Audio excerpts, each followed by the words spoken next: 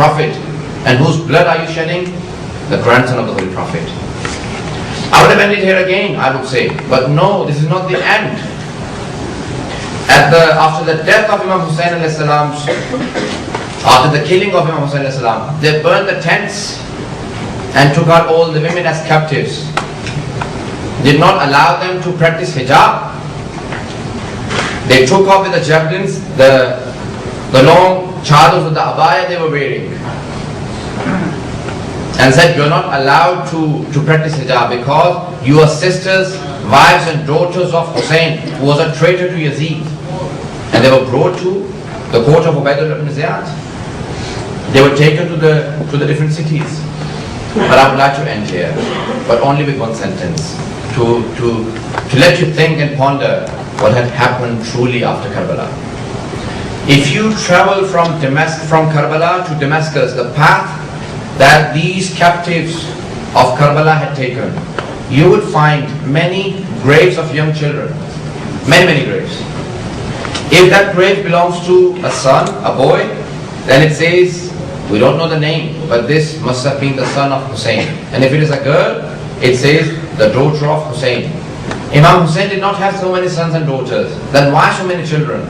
If you look in the history, everyone who is writing the history has mentioned Halab, which is still itself in Syria, a Christian city. Still, majority of the people in that city are Christians. And that path which Yazid had told his army to take was the country and the towns where not Muslims were living, but non-Muslims, especially Christians and Jews, because Muslims would stand up against Yazid if they saw what had happened. So he took them through the Christian areas. They have written many times, all the ladies had their arms tied behind their neck. They could not hold on to their children. The children were holding on to the mothers. They had their arms around the necks of their mother. Young children, when they went to sleep while holding their mothers, their arms went loose and they dropped from the backs of the camel.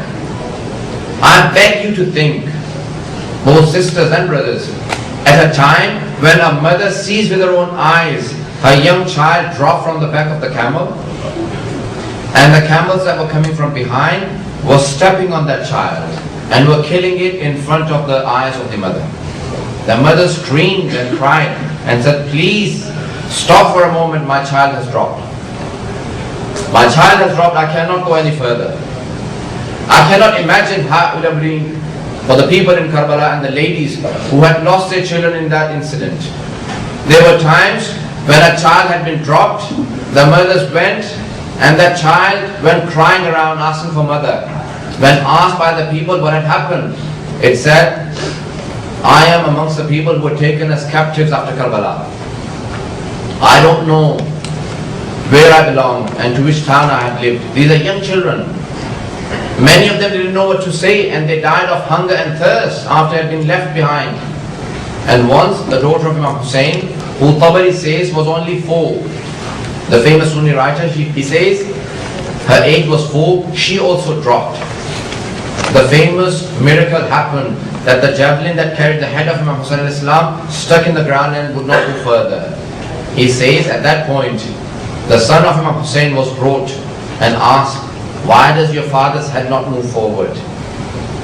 His son Sajjad, or Ali Zainul Abidin, said, Father, tell the world, why does your head not move forward? He said, Sajjad, my daughter has dropped from the back of the camel. Until she is brought back, my head will not go any further. I beg you to think, and I'll leave it there. Is it possible for us to forget Karbala? The people who made sure that you get the message of the Holy Prophet? Wherever his son, Imam Hussein's son and his sister saw a few people, they made sure they deliver and convey the message. They said, my brother was not a traitor. He was a grandson of the Holy Prophet. He delivered the message. He has saved Islam. And wherever that head was going, people watched it and saw that the head of Imam Hussain on that sapphire, on that javelin, was reciting Quran, reciting the verses of Surah Kahf, Surah number 18. Because just as the people of the cave are strange to you, that's how I will remain strange. But do not be stranger to Imam Hussain alayhi salam. Be close to Imam Hussain alayhi salam. Imam Hussain does not live in Karbala. He lives in our hearts. Astaghfirullah li wa lakum. Assalamu alaikum wa rahmatullahi wa barakatuh. Wa alaikum assalam.